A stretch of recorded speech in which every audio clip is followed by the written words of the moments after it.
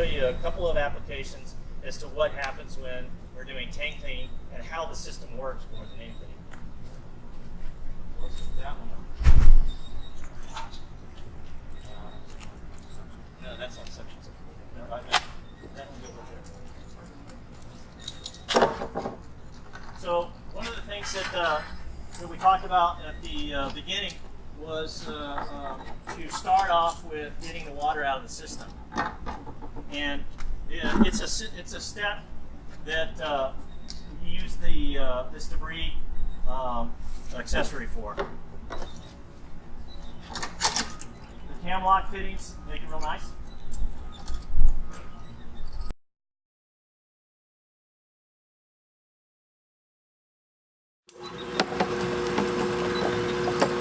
You can get down not only to the bottom, but you can get over to the side. And this is a demo tank, so it's very small. But in a larger tank, you can usually get over to almost the middle of the tank, so that eventually you can get down to both sides. The other part of it is, once you got the water out, you can get that debris out of there. There's a whole bunch of little pellets that we put down in there.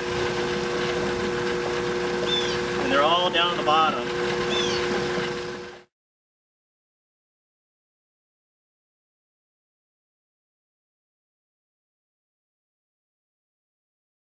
And you can essentially suck up all the sludge out of that unit. So you want to discharge the system to the water. Go and turn it on. We don't get diesel all over the place. Again, we have the side glasses so you can see what's going on as far as whether there's flow in the system or not. Okay. And then if we look at the bag filter,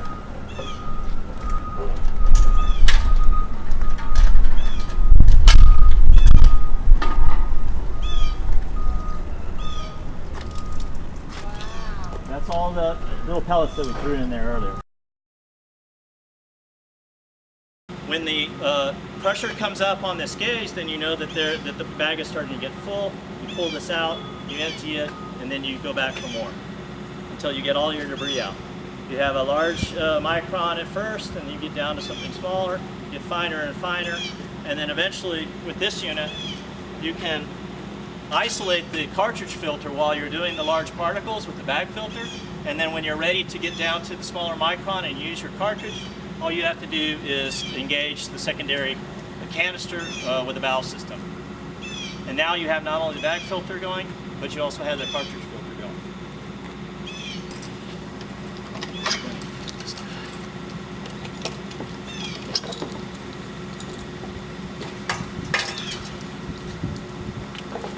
Take that one.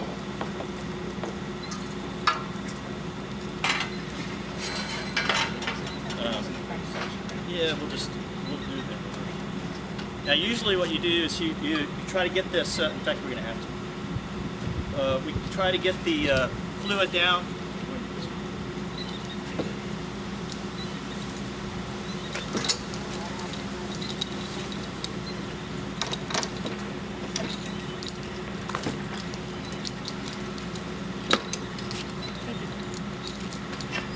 Again, we have the handy dandy plugs. Steve, we have your plugs. This is the plug for the plugs. And what we talked about as one of the steps was to take some of the fuel out of the system and get the level down to about 4 or 5 inches. So the gamma jet can work through the whole surface, right? You can see that if you put a gamma jet in there and you got it all the way up to the top, you'd only be doing 3/4 of the tank, even that.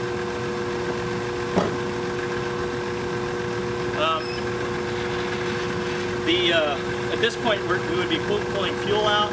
We would take it all the way down and then transfer solvent solution into the tank, bring it up to 3 or 4 or 5 inches to use with the jet. So we're just going to take this down and like. Well, yeah, it almost looks like it's collapsing. We've had a lot of comments from people about the fact that the Dixon pumps work really, really well at this really small levels that are in the tank. Because essentially the more you can get out of the bottom there, the more surface area you can protect. That sound is bypass. So it's shut off. That's going around the bypass right now. And that's not a problem because of our design. We should probably get some air. let me once you pull this out. Where's that? Oh yeah, pull that out.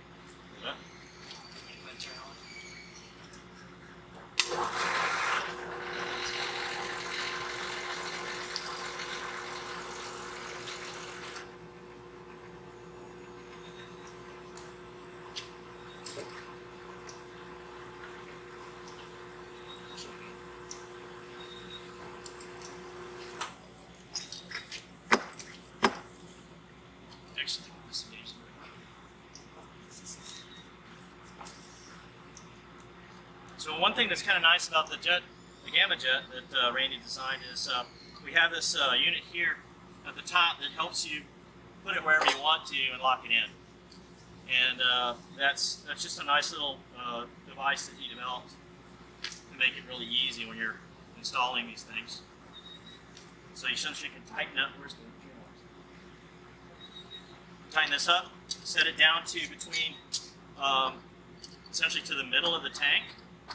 So you have to kind of measure your depth.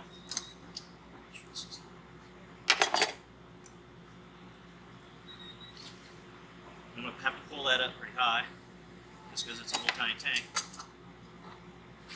Tighten it down.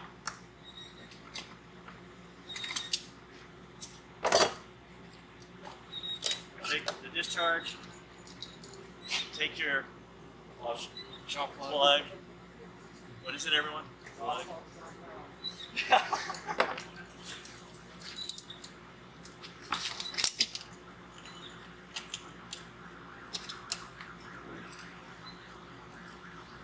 down over there? Ah, that's it. You gotta get the ring on.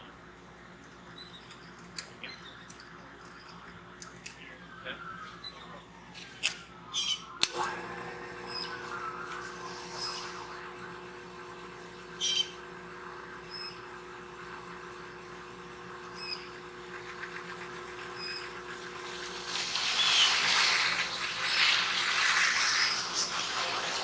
The Gamma Jet is using solid to clean the tank.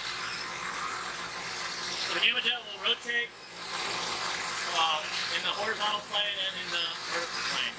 In every rotation, the nozzle moves in slight increments. So the first pass it goes here, second pass it goes there, second pass it goes there, pass all the way around. So it covers the whole area of the tank with an impacted jet.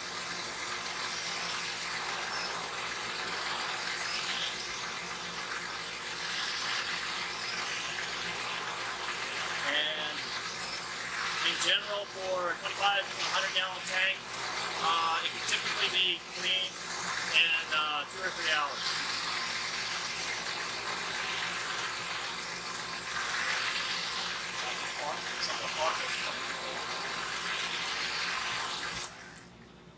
And that's it.